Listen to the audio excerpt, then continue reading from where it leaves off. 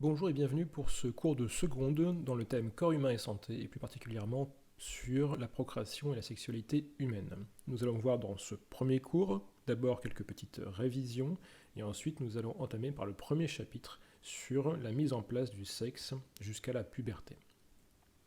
Nous commençons donc tout de suite avec un petit questionnaire, une seule bonne réponse possible parmi les 4 proposées. Donc la testostérone, A permet la différenciation de la gonade en testicules, B est la seule hormone sexuelle, C est produite seulement à partir de la puberté, D permet la production d'ovules.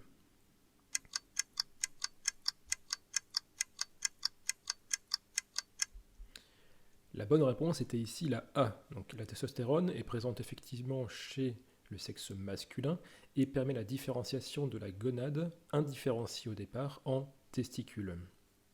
Ce n'est bien sûr pas la seule hormone sexuelle existante, puisqu'on a d'autres hormones, notamment dans le sexe féminin. Elle n'est pas produite seulement à la puberté, bien évidemment. Elle augmente à la puberté, mais est produite bien avant, dès la petite enfance. Et elle permet non pas la production d'ovules, mais bien de spermatozoïdes, puisqu'on est donc au niveau du sexe masculin.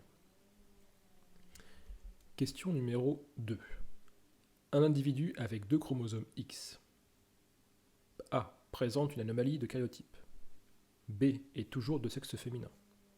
C est toujours de sexe masculin. D est le plus souvent de sexe féminin.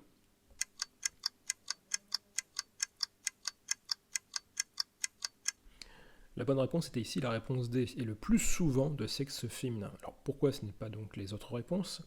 Eh bien, première proposition, présente une anomalie du karyotype. Non, puisque 2 chromosomes X, c'est une formule chromosomique normale, justement pour le sexe féminin.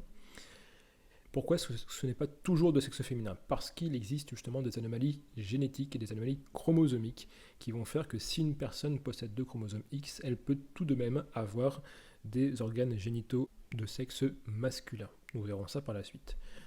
Et toujours de sexe masculin non plus, puisqu'il faut un chromosome Y normalement pour être de sexe masculin. Et donc la bonne réponse était donc le plus souvent de sexe féminin, c'est la généralité des cas. Question numéro 3. La puberté chez une jeune fille est caractérisée par A. La chute du taux d'œstrogène. B. L'apparition des règles. C. L'apparition des caractères sexuels primaires. D. La différenciation de la gonade en ovaire.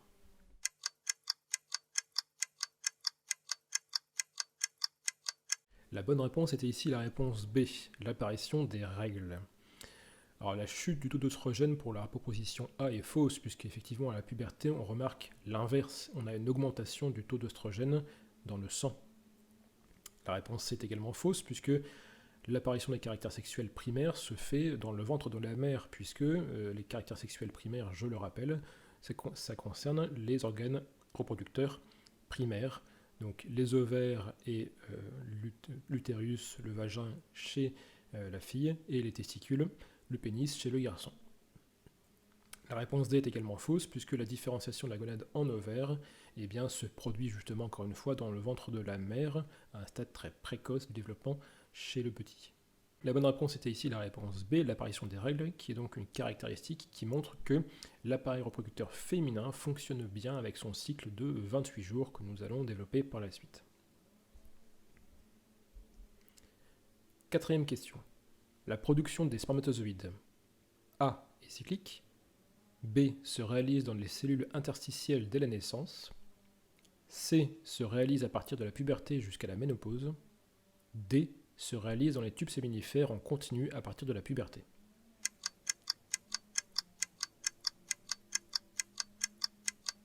La bonne réponse est donc la réponse D, se réalise dans les tubes séminifères en continu à partir de la puberté. Alors pourquoi la réponse A est fausse ? Tout simplement parce que, contrairement au sexe féminin, la production des spermatozoïdes chez le garçon est continue et à peu près stable au cours de la vie, au cours de la journée, au cours du mois. Il n'y a pas de cyclicité comme pour le sexe féminin. La réponse B est également fausse puisque elle ne se réalise pas dans les cellules interstitielles dès la naissance. Non, c'est au moment de la puberté que va se mettre en fonctionnement la production des spermatozoïdes chez le garçon. La réponse C est également fausse, la ménopause étant justement une caractéristique féminine qui marque la fin de la période de fertilité de la femme, puisque l'appareil reproducteur féminin, donc les ovaires, ne vont plus émettre d'ovocytes tous les mois, puisque le stock est arrivé à son terme. Donc la bonne réponse était donc bien la réponse D, se réalise dans les tubes séminifères en continu à partir de la puberté. Après ces quelques petites révisions, nous allons pouvoir entamer le premier chapitre, de la fécondation à la puberté. Avec tout d'abord une première image qui reste intéressante. Effectivement, nous pouvons voir qu'à 9 semaines de grossesse, les organes génitaux externes ont cette apparence. Que l'on soit chez le garçon ou la fille, il n'y a aucune différence à ce stade. À 12 semaines de gestation, les organes génitaux ont changé. On peut remarquer ici 2 photos prises chez 2 individus de sexe différents. Nous pouvons voir en haut que nous sommes chez le sexe féminin et qu'en bas nous sommes chez le sexe masculin. Nous avons ici eu un développement à partir d'un organe génital qui était au départ indifférencié, qui maintenant se différencie vers donc un organe féminin en haut et vers un organe masculin en bas.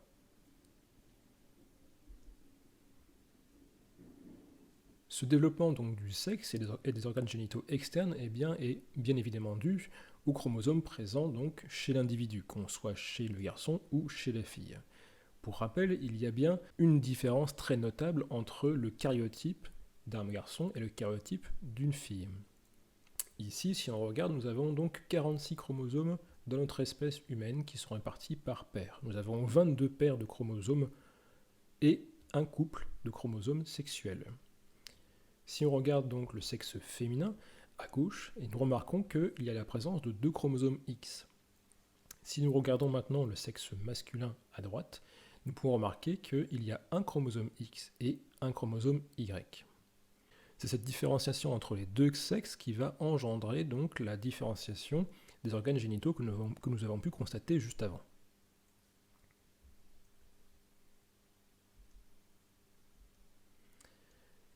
Nous pouvons donc étudier des anomalies pour comprendre comment justement les chromosomes et surtout les gènes qui sont portés par ces chromosomes vont pouvoir influer le développement d'un sexe masculin ou d'un sexe féminin.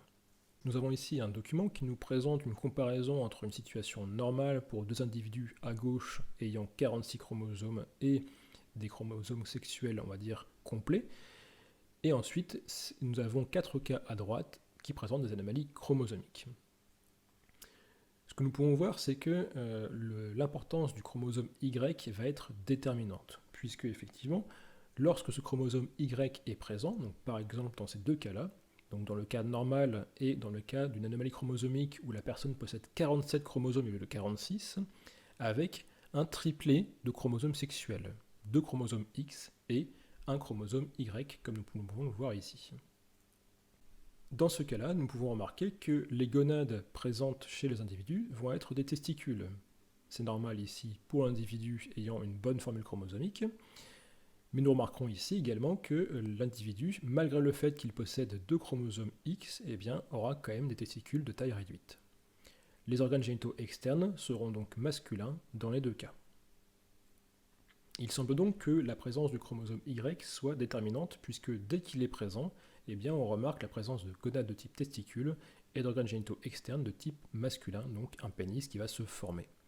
Lorsque le chromosome Y est absent, comme c'est le cas ici chez une femme, il n'y a pas de testicules mais des ovaires à la place, et bien sûr des organes génitaux externes de type féminin. De la même manière, au niveau de cette anomalie chromosomique, chez une personne qui possède 45 chromosomes seulement. Elle a en effet un seul chromosome sexuel, un chromosome X en l'occurrence. Vu qu'il n'y a pas de chromosome Y, nous verrons l'apparition de gonades de type ovaire et utérus, atrophiés, donc réduits, et d'organes génitaux externes de type féminin. Si nous regardons maintenant les 2 derniers cas à droite, nous pouvons remarquer que chez la personne qui est ici, il y a bien 46 chromosomes et 2 chromosomes X. Les gonades et les organes génitaux externes devraient donc être de type féminin. Mais nous remarquons la présence justement de testicules et des organes génitaux externes masculins. De la même manière, sur le dernier cas, nous avons 46 chromosomes, un chromosome X et un chromosome Y, et pourtant nous avons la présence cette fois-ci de gonades qui sont intermédiaires entre des ovaires et des testicules, et des organes génitaux externes de type féminin. pourquoi y a-t-il cette conséquence alors qu'on a une formule chromosomique qui est opposée au sexe qui devrait être présent? Tout simplement parce que nous pouvons remarquer qu'il y a un petit bout, l'extrémité 1 du chromosome Y, qui est présente ici, sur le chromosome X.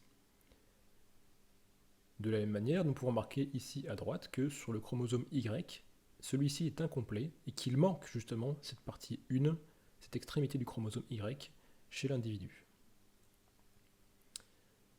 Donc nous pouvons voir que lorsqu'il y a ce fragment de chromosome Y, il y a présence de testicules. Lorsqu'il y a absence de ce fragment du chromosome Y, nous pouvons remarquer qu'il n'y aura pas de développement d'organes génitaux masculins.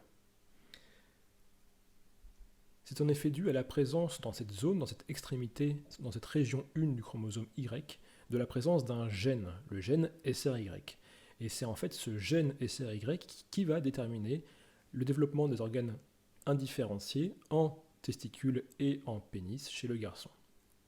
S'il n'y a pas ce chromosome Y, et surtout s'il n'y a pas ce gène SRY de présent, eh bien les organes génitaux vont se différencier en ovaires et en organes génitaux externes féminins.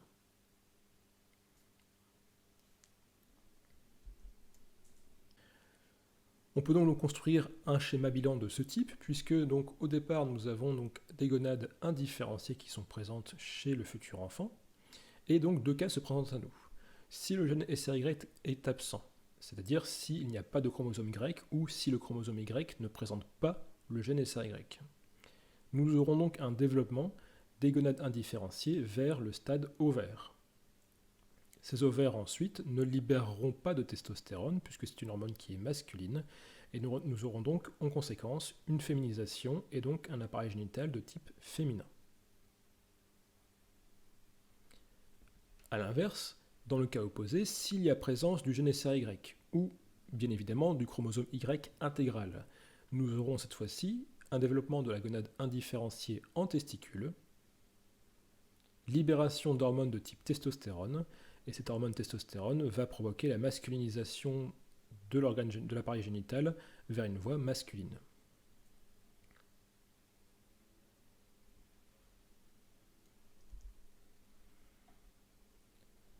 Une fois que ces appareils reproducteurs sont formés, ils vont pouvoir possiblement entrer en fonction au cours de la vie. Mais quelle est la fonction principale de l'appareil reproducteur ?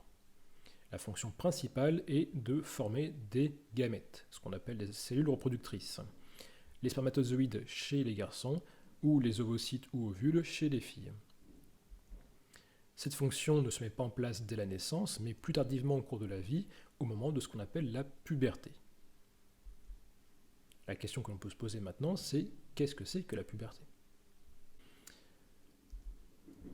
La puberté est caractérisée tout d'abord par des modifications du taux d'hormones dans le sang, qu'on le soit chez la fille ou chez le garçon. Nous remarquons par exemple chez la fille qu'il y a donc une augmentation du taux d'œstrogène, une hormone féminine, dans le sang à partir de 10 ans. En parallèle de ça, nous remarquons que des caractères sexuels secondaires se mettent en place, à savoir le développement des seins, des poils et également un pic de croissance.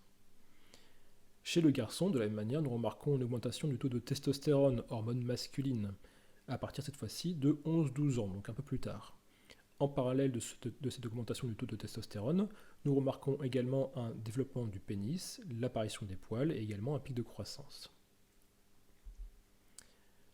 Lors de la puberté, des transformations physiques se produisent donc. Ce sont ce qu'on appelle les caractères sexuels secondaires. Donc à bien différencier avec les caractères sexuels primaires qu'on a évoqués tout à l'heure, qui constituent les gonades ainsi que les organes génitaux externes, qui eux participent directement à la fonction de reproduction. Les caractères sexuels secondaires vont y participer, mais de manière indirecte. Ils ne participent pas à la production des gamètes. Alors qu'est-ce qui contrôle justement la mise en place des caractères sexuels secondaires ? Visiblement, c'est surtout en lien avec les taux d'hormones. Ces hormones sont produites par quoi ? Elles sont produites justement par les gonades. Donc les ovaires chez la fille, les testicules chez le garçon. Ces hormones, donc oestrogène ou testostérone, vont être libérées par les gonades et vont circuler dans le sang. C'est la caractéristique d'une hormone, c'est d'être produite par un organe, libérée dans le sang, ça circule jusqu'à un organe cible, jusqu'à un ou des organes cibles. En l'occurrence ici, les organes cibles chez la femme vont être le bassin, la pilosité, la taille, les seins dans notre exemple. Chez le garçon, les organes cibles de la testostérone vont être également la pilosité, la musculature, la voix, donc les cordes vocales, et l'apparition de la barbe au niveau du visage. Œstrogène et testostérone sont donc des hormones produites par les gonades, donc les testicules ou les ovaires. Nous pouvons donc résumer ce que l'on vient de dire avec un petit schéma sur la notion d'hormone, à savoir qu'on a donc bien un organe producteur de l'hormone qui va libérer l'hormone dans le sang.